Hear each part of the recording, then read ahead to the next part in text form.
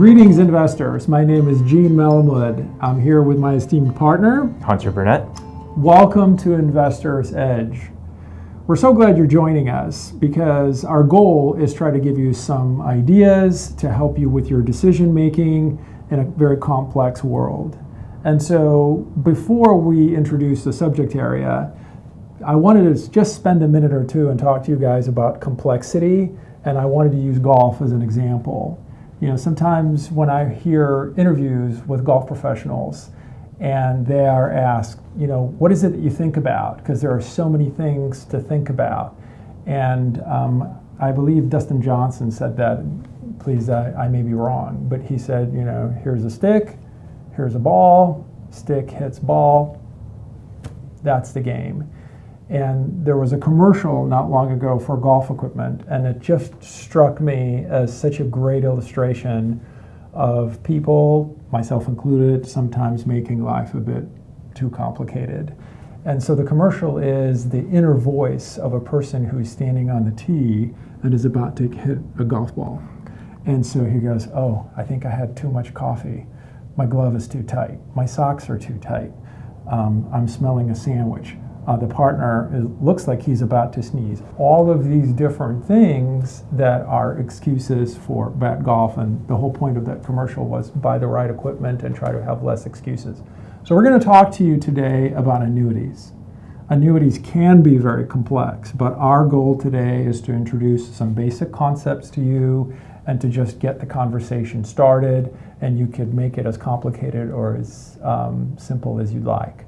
And so annuities, unfortunately, are under the magnifying glass from the regulators because there are liquidity challenges when you invest in one, or can have liquidity challenges, and also the compensation is higher than most other investments. So the suitability, whether you're buying something that's actually helping you solve a problem, is a challenge in some things. In other words, some salespeople are matching certain annuity products with buyers who don't really need to own them, or load them up with riders that they don't really need.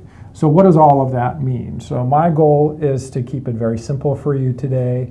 I'm going to talk to you about a fixed interest annuity and an index annuity. In other words, the interest is determined at the end of the period based on the performance of the index. So let me just start, forgive me for digressing, let me start with a simple concept with interest annuity. So it's not much different than any fixed interest, fixed period investment where we have an insurance department at Raymond James that does due diligence on a various number of companies, and those that we feel are healthy. For example, if I have a customer that says, okay, I don't mind locking in an investment for 5 years and I want 5% or more, and if I don't take the interest, I don't want to have to pay the tax on it.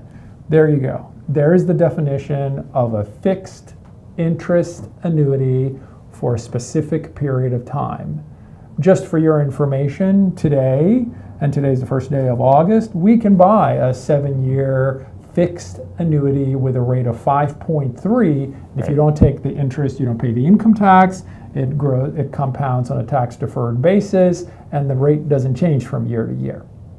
So the other side of this is interest that is determined by the performance of the underlying index. So like the S&P 500 or? The S&P 500. Yeah. So if the S&P 500 is 0 or negative, at the end of 12 months, you get 0. If the index 500 is anywhere between 0 to 7 or 0 to 8, you might capture up to 7 or 8% depending on the contract, depending on the vendor, right? You don't go down, but you don't know what you're going to make until the anniversary. So those are investments, for example, that I wanted to talk about. But you can talk about investments, for example. I could talk about a lot of investments, but specifically I wanted to discuss riders briefly. Rider is essentially an add-on to an annuity policy.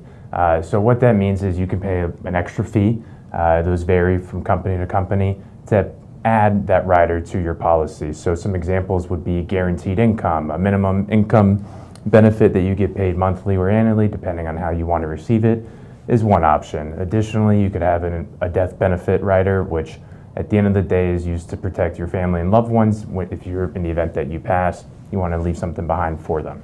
A death benefit rider could help with that. There's many others. It's not a one-size-fits-all product. I couldn't take my jacket off and put it on Gene and make it fit, for example. It may, actually. But the point being, not one-size-fits-all. So it's best to have this discussion with advisors or trusted financial professionals that you know and see what fits your risk tolerance the best. But don't you think that probably the best part of the rider is the assurance that your income continues for the rest of your life without interruption? So even if your cash value goes to zero, you can buy a rider that ensures income for the rest of your life. And if you're not triggering that rider to start paying, that rider, those income payments may increase depending on the contract. Not much different as a comparison, for example, if you don't take Social Security for a while, every year you get an increase. So there's a rider conversation. And you could also have a rider on the variable annuity, right? Because that way you don't have to share anything with the insurance company. And if the cash value goes to zero, your income continues. Still good. So we can custom this and make this this conversation as complex as you'd like. Probably a good reason for the call. Cheers. Happy investing. Talk soon.